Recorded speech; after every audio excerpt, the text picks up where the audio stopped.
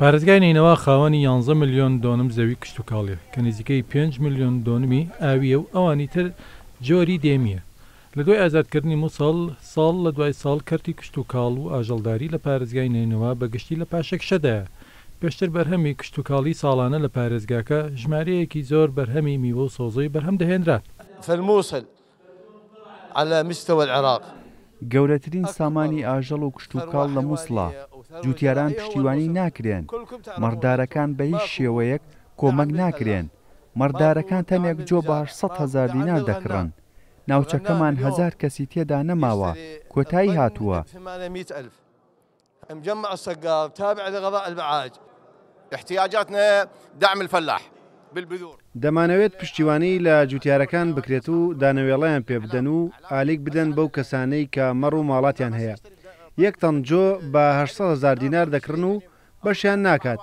نە پارێزگا و نە وەزارەتی کشتتوکاڵ نە حکوومەتی فیدراڵی بە هیچ شێوەیەک یارمەتی جوتیاران نادەن و پەراوێز خراون. الدولة عندها شعير، عندها دعم للفلاح، عندها دعم للثروة الحيوانية. لە ساڵانی پێش داگیرکردنی مووسڵ لەلایەن تیرۆریستانی داعش ساڵانە 2 ملیۆن و 25,000 تەن سەوزۆی جۆرەوجۆر بەرهەمی خۆماڵی وە خەیار و تەماتە و بیبەر و بایجان و کوولەکە و بامی و پەتاتە و چەندین جۆری تر بەرهەم دەهێنران. پێشەوەی داعش بێت بە شێوەیەکی باش هاوکاری دەکراین. جوتیار پەینی کیمیایی و گاز و دانەوێڵی پێدەدرا. ئاژەڵدارەکانیش ئالیکیان وەردەگرت. بەڵام لە دوای داعشەوە جوتیاران و مەڕداران بە هیچ شێوەیەک هاوکاری کۆمەک ناکرێن. بالنسبة للمربي الثروة الحيوانية كان أبو الإبل يحصل على العلف الحصة المحصلة. لە پارێزگای نینەوە بەرهەمی میوەش نزیکەی 116,000 تەن بەرهەمیان هەبوو و بەرهەمی گەنم و جۆ زیاتر لە 2 ملیۆن و 240,000 تەن بووە. بەڵام ئێستا هەموو بەرهەمە کشتتوکاڵەکان لە پارێزگای نینەوە بۆ خوار لە 140 کەمی کردووە. أكو قسم من الألغام خلت عائق بين الفلاح وبين الأرض.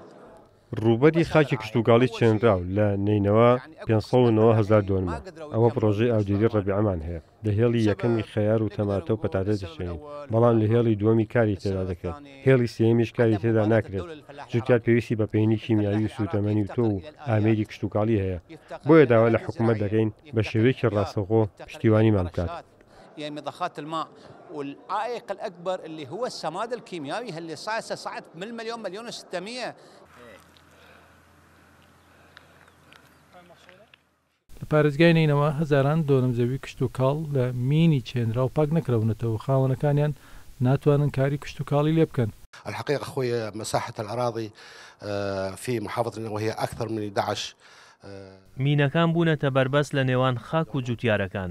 هەندێک لە جوتیارەکان نەیانتوانیوە پرۆژەکانیان تەواو بکەن. ئەوەش بەهۆی بوونی مین و کەم تەرخەمی حکوومەتی عێراق. جوتیار پێویستی بە ئامێری کشتتوکاڵی و تۆ و ترمپای ئاو هەیە. لە هەمووش گرنگتر پەینی کیمیایی کە ئێستا نرخەکەی گەیشتوتە 1,600,000 دینار. خۆشت دەزانیت کە ئێستا بەرهەم کەمە.